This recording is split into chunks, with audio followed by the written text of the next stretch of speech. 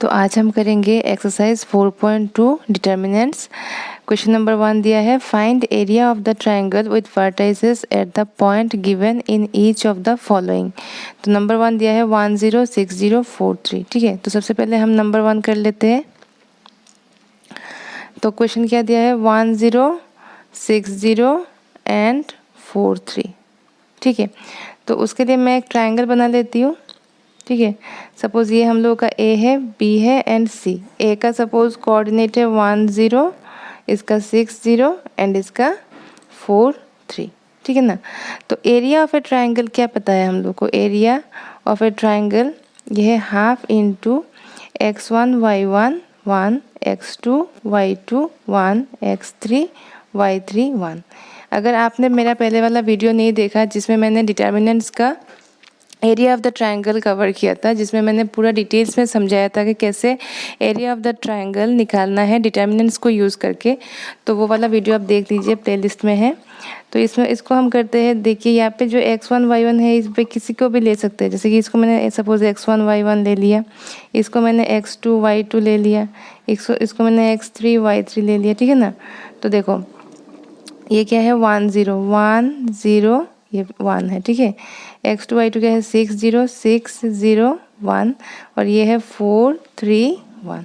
ठीक है ना। तो यहाँ पे आप देख सकते हैं कि ये डिटर्मिनेंट जो है ना, मैं इसको किसी भी रो या किसी भी कॉलम से निकाल सकती हूँ। मैंने वो पहले वाले इंट्रोडक्शन वीडियो में मैंने समझाया था कि कैसे डिटर्मिनेंट्स निकालते हैं। हम R1 रो, फर्स्ट रो, सेकंड रो या फिर थर्ड रो, या फिर first row, first column, second column, third column लेके हम कर सकते हैं। 6 वेज में हम कर सकते हैं। तो सबसे अच्छा होता है कि जब भी हम लेते हैं ना, तब भी हमें देखते हैं कि ज़ीरो है कि नहीं। अगर ज़ीरो नहीं है तो कोई बात नहीं, अगर ज़ीरो है तो जिस वाले रो या फिर जिस वाले कॉलम में ज़्यादा ज़ीरो है, उसी वाले रो या कॉलम को लेके करने से कैलकुलेशन इजी हो जाता है। ठीक है, तो यहाँ पे देख सकते हैं हम सेकंड कॉलम जो है ना, उसमें 2 ज़ीरो है, तो ज़ीरो वाला टर्म तो कैंसिल हो जाएगा, रह जाएगा 3, तो कैलकुलेशन आसान हो जाएगा। उसीलिए हम ये वाले कॉलम 2 को लेके कर लेते हैं। ठीक है, तो 3 क्या है, -1 टू द पावर, देखो ये थर्ड रो में है। ठीक है ना, first row, second row, third row इसलिए 3 प्लस सेकंड कॉलम 1 2, इसलिए सेकंड कॉलम इनटू ये 3 है। ठीक है, अभी 3 जिस रो में है इसको हटाते हैं और जिस कॉलम में है इसको भी हटा देते हैं। इस रो और इस कॉलम को हटाने के बाद क्या रह जाता है, 1 1 6 1 1 1 6 1, है कि नहीं। तो इससे क्या हो गया, हम लोग का कैलकुलेशन ईजियर हो गया।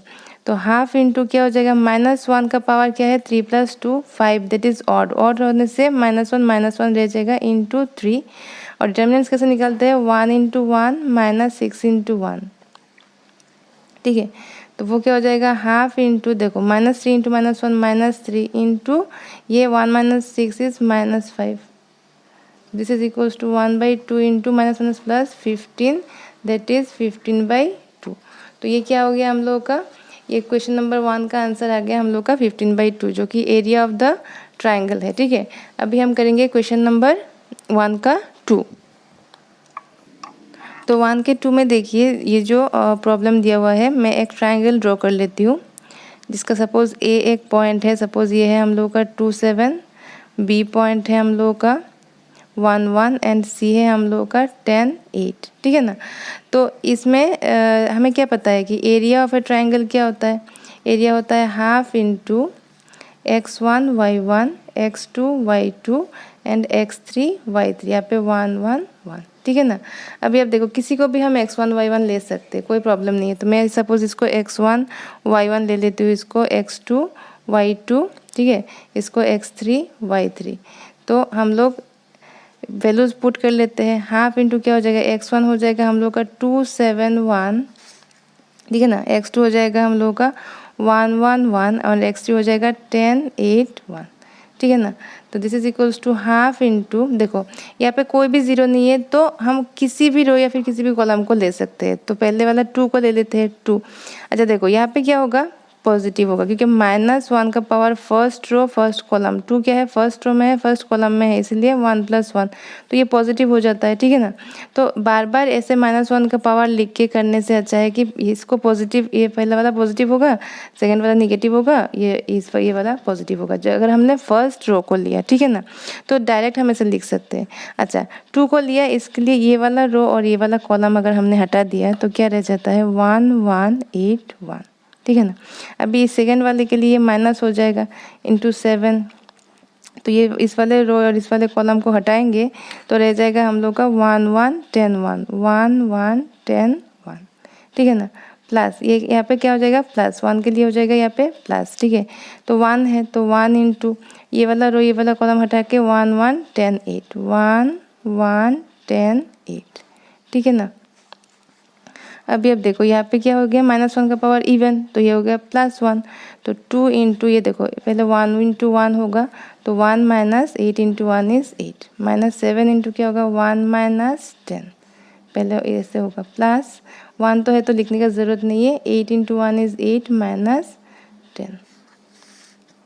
ठीक है। तो ये देखो हाफ इंटू क्या हो जाता है यहाँ पे 1 - 8 तो -7 इंटू 2 इज -14, यहाँ पे देखो ये 1 - 10 is -9 minus plus 7 into 9 is 63, ठीक है। और यहाँ पे 8 - 10 इज -2 प्लस माइनस तो ये -2 ही रह जाएगा। दिस इज इक्वल्स टू क्या हो जाएगा 63 माइनस 2 इज 61, 61 माइनस 14 इज कितना होता है 47, ठीक है ना। दिस इज डिवाइडेड बाई 2, तो ये हम लोग का क्या आ गया एरिया ऑफ दिस ट्राइंगल जिसका वर्टाइसेस है दिस, तो इसका आंसर है 47/2। अब देखो ये क्वेश्चन नंबर 3 है जिसका ये पॉइंट्स दिया हुआ है, तो हम एक ट्राइंगल ड्रॉ कर लेते हैं। जैसे कि ये एक ए पॉइंट है जिसका सपोज -2 -3, ये बी है 3 2 एंड ये सी है -1 -8। तो एरिया क्या होता है, एरिया ऑफ ट्राइंगल क्या होता है half into x1 y1 x2 y2 and x3 y3, यहाँ पे 1 1 1। तो इसमें किसी को भी हम x1 y1 ले सकते हैं, इसको x1 y1 ले लिया, इसको x2 y2 ले लिया, ठीक है, इसको x3 y3 ले लिया। तो अब ये वैल्यूज़ हम यहाँ पे पुट करते हैं। हाफ इंटू क्या हो जाएगा x1 y1 -2 -3 1, यहाँ पे हो जाएगा 3 2 1, यहाँ पे हो जाएगा -1 -8 1। तो यहाँ पे आप देख सकते हैं कहीं पर भी कोई ज़ीरो नहीं है, तो हम पूरा डिटेल्स में इसको करेंगे। इसके लिए प्लस है माइनस है, इसके लिए प्लस है। तो पहले -2 इंटू क्या हो जाएगा इस रो और इस कॉलम को हटा के, इस रो को और इस कॉलम को हटा के क्या रह जाएगा 2 1 -8 1, ठीक है, -3 इंटू इस रो इस कॉलम को हटा के 3 1 -1 1 3 1 -1 1 प्लस इसको 1 के लिए क्या होगा 1 इंटू ये रो और इस कॉलम को हटाओ 3 2 -1 3 2 -1 -8 हो गया। तब ये पूरा कैलकुलेशन कर लेते हैं। -2 इंटू क्या हो जाएगा 2 इंटू 1 इज 2 -8 इंटू 1 इज -8, ठीक है। माइनस प्लस 3 इंटू क्या होगा 3 इंटू 1 इज 3 -1 इंटू 1 इज -1, ठीक है। प्लस 1 इंटू तो लिखने का ज़रूरत नहीं, 3 इंटू 8 इज 24, तो माइनस है ये तो -24 माइनस यहाँ पे क्या है -1 इंटू 2 इज -2, ठीक है। तो ये कैलकुलेशन आप अच्छे से एकदम धीरे धीरे करेंगे तो माइनस में कोई प्रॉब्लम नहीं होगा। तो -2 इंटू ये क्या हो जाएगा माइनस प्लस हो जाएगा 2 + 8 इज 10, तो दिस इज 10 प्लस 3 इंटू देखो 3 प्लस 1 तो 3 इंटू क्या हो जाएगा 3 + 1 इज 4। यहाँ पे देखो प्लस यहाँ पे -24 है, ठीक है, माइनस प्लस 2 है तो -24 + 2 इज -22 हो गया। अब यहाँ पे अब देखो यहाँ पे equals to half into -2 into 10 क्या हो जाता है -20 प्लस ये 3 4 जा 12 -22, ठीक है।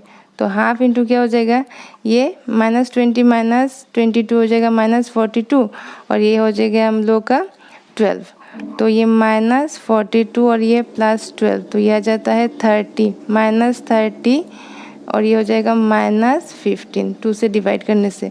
अब ये माइनस है ना, तो एरिया हमेशा क्या होता है, पॉजिटिव होता है। Area is a positive quantity, therefore area क्या हो जाएगा, हम इसको लेंगे 15। ठीक है, निगेटिव नहीं लेंगे क्योंकि एरिया निगेटिव नहीं होता, तो इसका एब्सोल्यूट वैल्यू है 15, तो ये हम 15 ही लेंगे। तो ये क्वेश्चन नंबर 3 का आंसर हमने यहाँ पे निकाल लिया, जिसका आंसर निकला हम लोग का 15। तो area of the triangle is 15। अभी करेंगे क्वेश्चन नंबर 2। तो क्वेश्चन नंबर 2 दिया है कि शो दैट पॉइंट्स ए, एक पॉइंट दिया हुआ है, बी एक पॉइंट है और सी एक पॉइंट है। ठीक है, आर कॉलिनियर, मतलब एक ही लाइन में है। ए, बी एंड सी जो पॉइंट है तीनों एक ही लाइन में है, ये हमको शो करना है। तो हमें जैसे कि पता है कि अगर 3 पॉइंट है और अगर वो कॉलिनियर है तो area of the triangle formed by this 3 points is 0। ठीक है, उसी कॉन्सेप्ट को हम यूज़ करेंगे कि अगर एरिया हम लोग का निकल गया 0, तो एरिया का क्या फॉर्मूला होता है, x1 y1 x2 y2 x3 y3। यहाँ पे 1 1 1 है और ये डिटर्मिनेंट्स के सारे हम यहाँ पे निकालते हैं एरिया ऑफ द ट्राइंगल। ठीक है, अभी हम लोग का जो पॉइंट्स दिया हुआ है उन तीनों पॉइंट्स को मिला के अगर जो आंसर निकला अगर वो 0 निकल गया तो हम कह सकते हैं कि the points are collinear, because collinear points का जो भी एरिया आएगा, area of the triangle is 0 होगा। ठीक है ना, तो area of the triangle, area किसका निकाल रहे हैं हम यहाँ पे, ए बी सी का। ठीक है, ए बी सी का एरिया निकाल रहे हैं हम यहाँ पे। तो ए बी सी का जो है x1 y1 हम किसी को भी ले सकते हैं। इसको सपोज हमने x1 y1 ले लिया, इसको x2 y2 ले लिया। ठीक है, इसको x3 y3 ले लिया। ठीक है ना, तो x1 y1 क्या होगा, a b plus C 1, x2 क्या है हम लोग का b c प्लस a, यहाँ पे 1, यहाँ पे है x3 y3 c a plus b और यहाँ पे है 1। ठीक है ना, तो अभी अब देखो इसको हम अगर कैलकुलेट करेंगे तो सबसे पहले हम लोग का क्या है, ए है। यहाँ पे पॉजिटिव होता है, यहाँ पे निगेटिव होता है, यहाँ पे पॉजिटिव होता है, ये हमको पता है। मैंने बहुत सारे प्रॉब्लम्स कर चुकी हूँ, तो कैसे प्लस होता है ये पता है कि -1 का पावर हो जाता है इवन, तो तब जाके ये प्लस पॉजिटिव क्वान्टिटी होती है। तो डायरेक्ट हम ए लिख लेते हैं। ए लिखने के बाद अगर इस कॉलम को और इस रो को हम हटा देते हैं तो क्या रह जाता है, सी प्लस ए 1 और यहाँ पे है a प्लस बी और यहाँ पे है 1। ठीक है ना, minus b plus C into इस रो इस कॉलम को हटा के क्या रह जाएगा, b1 c1 b1 c1। ठीक है, प्लस इस वाले रो इस वाले कॉलम को हटाएंगे तो क्या हो जाएगा, 1 इंटू बी इंटू यहाँ पे b c प्लस a और यहाँ पे c a plus b c a plus b। ठीक है ना, तो अभी अब देखो यहाँ पे क्या हो जाएगा, हाफ, तो a है। ठीक है, तो इसको c प्लस ए इंटू 1 क्या हो जाएगा, c plus a minus a plus b into 1 a plus b into 1, तो ये हो गया हम लोग का फर्स्ट वाला, minus b plus C into यहाँ पे क्या होगा, b into 1 is b minus c into 1 is c, plus 1 से मल्टीप्लाई करेंगे तो 1 तो लिखने का ज़रूरत नहीं है, तो b into A plus B क्या हो जाएगा, A B plus B square b into A B plus B square minus C into C plus A. ठीक है, तो ये हम पूरा कर लेते हैं, हाफ इंटू यहाँ पे देखो ए इंटू क्या है, सी प्लस ए माइनस बी। ठीक है, minus B plus C into B minus सी, तो ये जो B square minus C square bracket के साथ।